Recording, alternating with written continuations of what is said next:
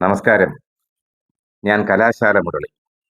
2025 September 28 മുതൽ October 4 വരെയുള്ള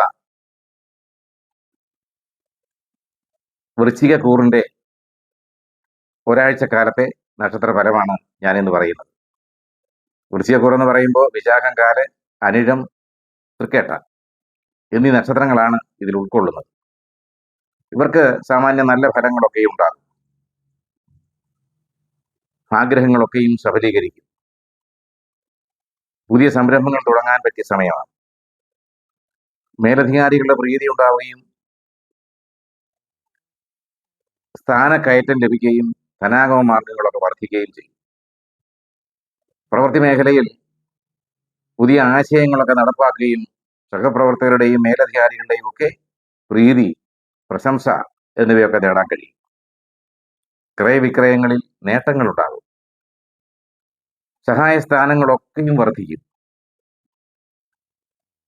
ഭാഗ്യാനുഭവങ്ങൾ അനുഭവയോഗ്യമാണ്. കിട്ടാക്കടം തിരികെ ലഭിക്കും.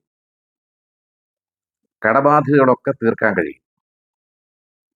അങ്ങനെ നല്ല അനുഭവങ്ങളോടുകൂടിയ ഒരാഴ്ചക്കാലം ഉണ്ടാകട്ടെ എന്ന് ജഗദീശനോട് പ്രാർത്ഥിക്കുന്നു.